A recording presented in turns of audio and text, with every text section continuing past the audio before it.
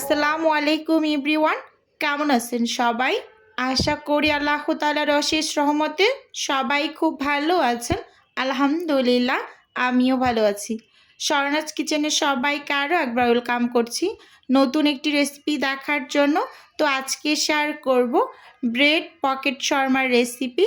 তো আশা করি রেসিপি আপনাদের কাছে ভীষণ ভালো লাগবে।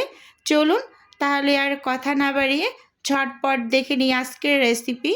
তো প্রথমেই এখানে আমি শর্মা তৈরি করার জন্য মাংসের পুরটাকে রেডি করব। সেজন্য মাংসগুলোকে একটু মেরিনেট করে নেব। এখানে আমি মুরগির বুকের মাংস এরকম ছোট ছোট করে কেটে নিয়েছি, আর পানিটা কিন্তু ভালোভাবে একটু ঝরিয়ে নিয়েছি, মানে ধুয়ে আমি একটা ছাঁকনিতে ঝরা দিয়ে রেখেছিলাম।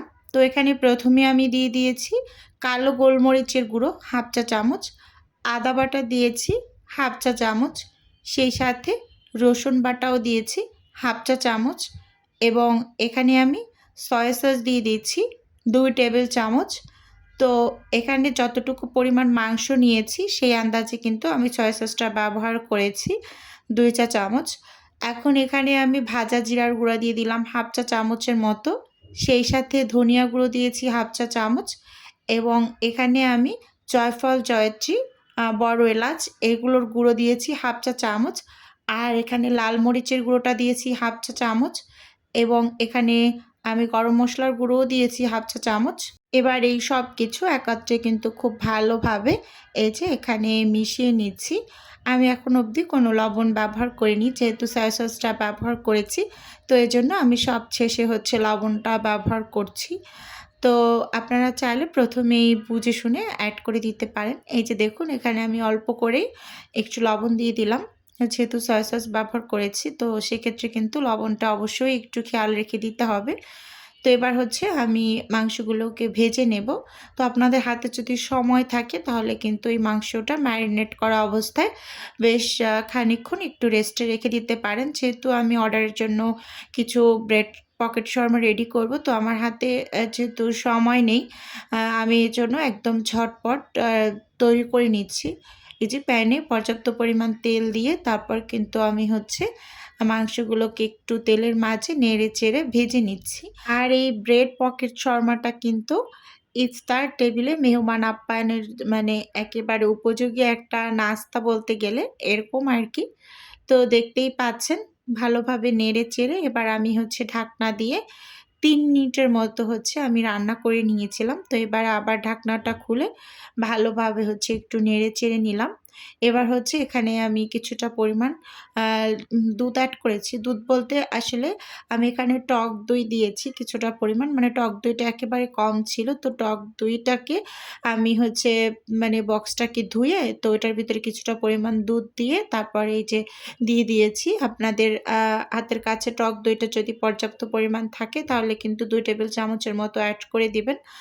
মেরিনেট করার সময় সেটা দিতে পারেন। তো আমি যেহেতু কম ছিল, তো সেজন্য কিন্তু এই যে এই পর্যায়ে দিয়েছি। এখানে আমি দিয়ে দিলাম কিছুটা পরিমাণ পেঁয়াজ, আর 3টা কাঁচামরিচ কুচি, এবং সেই সাথে একটা গাজর আমি একটু মোটা মোটা করে কেটে নিয়েছি। ভালোভাবে লক্ষ্য করলে বুঝতে পারবেন যে আসলে গাজরটা কিন্তু একেবারে কুচি কুচি করে আমার এখানে ব্যবহার করা হয়নি, একটু মোটা করে কেটে নিয়েছি।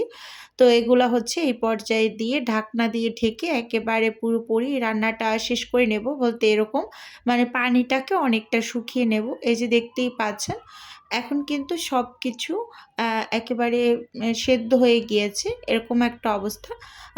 এখানে গাজরটাও পুরোপুরি সেদ্ধ হয়ে গিয়েছে। তো আমি একেবারে অল্প কিছুক্ষণ আর চুলোর উপরে রাখবো। আর এই পর্যায়ে এখানে আমি একটা স্বাদে ম্যাজিক মশলা অ্যাড করে দিলাম। তো দিয়ে খুব ভালোভাবে একটু নেড়ে চেড়ে মিশিয়ে নিচ্ছি। এখন এখানে একটু লক্ষ্য রাখতে হবে, এই গাজরটা যাতে একেবারে ওভার কুক হয়ে গলে না যায়, তাহলে কিন্তু আসলে খেতে বেশি একটা ভালো লাগবে না। তো সেদিকটা কিন্তু একটু ভালোভাবে লক্ষ্য রাখতে হবে। তো আমি এজন্য এখন এই যে ভালোভাবে নেড়ে চেড়ে পানিটাকে একেবারে শুকিয়ে তারপর এখন চুলা থেকে নামিয়ে নিচ্ছি। এপাশে এখানে বড় সাইজের একটা ব্রেড নিয়ে নিয়েছি। তো আমি ব্রেড পকেট শর্মা তৈরি করব হচ্ছে 12 পিস অর্ডারের জন্য রেডি করব। তো সেজন্য বড় সাইজের একটা ব্রেড নিয়েছি। এখানে এই ব্রেডটায় 26 পিস ব্রেড আছে। তো দেখুন ব্রেডগুলোকে এখন আমি এই যে একটা বেলুনির সাহায্যে এরকম একটু বেলে নিচ্ছি। দেখতেই পাচ্ছেন এপিট ওপিট উল্টে পাল্টে 2 সাইড খুব সুন্দরভাবে একটু বেলে তারপর কিন্তু সরিয়ে নিচ্ছি।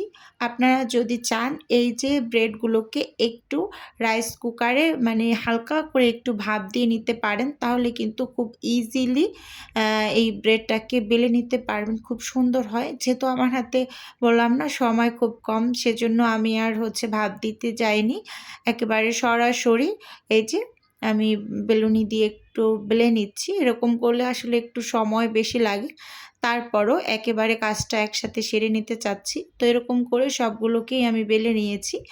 আর এপাশে হচ্ছে যেই পুরটা আমি রেডি করে রেখেছিলাম, এখন সেই পুরটাকে আমি হচ্ছে মানে ব্রেড শর্মা তৈরি করার জন্য একদম প্রপার ওয়েতে রেডি করছি। এখানে আমি 2 টেবিল চামচ হচ্ছে মেয়োনিজ দিয়ে দিলাম। আর সেই সাথে এখানে আমি কিছুটা পরিমাণ দিয়ে দেব হচ্ছে টমেটো সস। এই যে দেখতেই পাচ্ছেন এখানে আমি উঁচু উঁচু করে 1 টেবিল চামচের মতো দিয়ে দিচ্ছি টমেটো কেচাপ। টমেটো কেচাপটাও একেবারে শেষের পথে, তাই হ্যাঁ একটু যুদ্ধ করছিলাম এরকম। আর দিয়ে দিচ্ছিলাম হাফ চা চামচের মতো চিনি, যেহেতু মেয়োনিজ ব্যবহার করা আছে, মেয়োনিজ মোটামুটি পর্যায়ে ভালোই টক আছে, তো সেজন্য এখানে একটু চিনি দিয়ে দিয়েছি।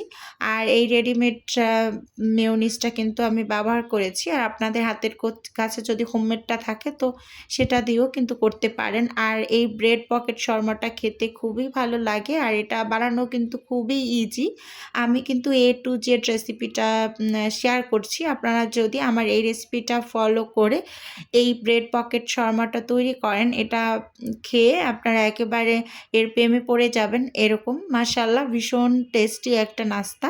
তো দেখুন আমি চারপাশে একটু পানি লাগিয়ে দিয়েছি। এবার হচ্ছে উপরে আরেকটা রুটির স্লাইস দিয়ে এই যে এরকম করে একটা বাটির সাহায্যে আমি কেটে নিচ্ছি। এই যে দেখতেই পাচ্ছেন, আর হাত দিয়ে একটু চেপে চেপে চারপাশে মুখটাকে একটু টাইট করে লাগিয়ে নিলাম। তো দেখতেই পাচ্ছেন। আর পাশের যে অংশগুলো দেখতে পাচ্ছেন ওগুলো কিন্তু আমি ফেলে দেব না। এগুলো দিয়ে কিন্তু ব্রেড গামের কাজটা সেরে নেওয়া যাবে। তো দেখতেই পাচ্ছেন এরকম করে কিন্তু আমি আরও একটা তৈরি করে নিচ্ছি। আপনাদের বোঝার সুবিধার্থে আবার একটু দেখিয়ে দিচ্ছি যে 2 সাইডে পানি লাগিয়ে দিলাম। এবার উপরে আরেকটা ব্রেড দিয়ে তো সুন্দরভাবে আমি এই যে কেটে নিয়েছি। তো এভাবে করে আমি সবগুলোকেই এখানে বানিয়ে নিয়েছি। দেখতেই পাচ্ছেন এই যে সবগুলো এখানে একেবারে রেডি। তো এই পর্যায়ে এখন আমি এগুলোকে ব্রেড গামে গড়িয়ে নেব। তো সেজন্য হচ্ছে আমি এখানে 2টা ডিম ভেঙে নিচ্ছি। তো ডিম 2টাকে ভালোভাবে একটু ফেটিয়ে তারপর এর মাঝে হচ্ছে আমি লিকুইড দুধ অ্যাড করব। আসলে আমি ডিমের পরিমাণ আর বাড়াতে চাচ্ছি না, তাই একটু দুধ দিয়ে বেশি করে নিয়েছি এরকম আর কি। আপনারা যদি আরও ডিম ব্যবহার করে শুধুমাত্র ডিম দিয়ে চুবিয়ে তারপর ব্রেড গামে কোট করে নিতে পারেন, কিন্তু আমি কিছুটা পরিমাণ দুধ অ্যাড করছি এবং সেই সাথে 1 চা চামচের থেকে একটু বেশি হবে আমি এখানে দিয়ে দিয়েছি কর্নফ্লাওয়ার। কারণ কর্নফ্লাওয়ারটা দিলে এই যে ব্রেড পকেট শর্মাটা এটা একদম ভাজার পর দীর্ঘক্ষণ কিন্তু মুচমুচে থাকে নাস্তাটা। তো এই যে দেখতেই পাচ্ছেন এখানে আমি হচ্ছে ডিম আর দুধ দিয়ে মিশ্রণটা রেডি করে আর এই পাশে হচ্ছে ব্রেড গাম নিয়ে নিয়েছি। এবার এই মিশ্রণে চুবিয়ে তারপর কিন্তু আমি ব্রেড গামে কোট করে নেব। তো ভিডিওর এই পর্যায়ে ছোট্ট করে নিজের বিজনেসের একটু প্রচার করছি। আপনারা তো অনেকে জানেন আমার ছোট্ট একটা ফ্রোজেন আইটেমের বিজনেস আছে। যদি কেউ কোনো টাইপের ফ্রোজেন খাবার অর্ডার করতে চান তাহলে স্ক্রিনে দেওয়া হোয়াটসঅ্যাপ নাম্বারে নক দিলেই কিন্তু আমি A to Z বলে দেব। আর যদি কেউ অর্ডারটি সরাসরি কনফার্ম করতে চান তাহলে হোয়াটসঅ্যাপ নাম্বারে সরাসরি কল করে অর্ডারটি কনফার্ম করতে পারেন।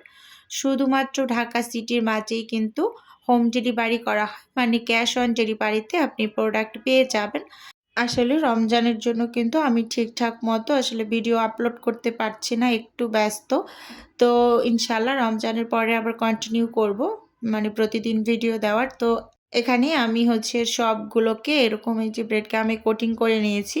তো এখানে কালারটা কিন্তু অরেঞ্জ কালার ছিল, তো এখন কিন্তু লাইটিংয়ের কারণে ইয়েলো হয়ে গিয়েছে। তো আজকের ভিডিও বন্ধুরা এ পর্যন্তই রাখছি। আল্লাহ হাফেজ।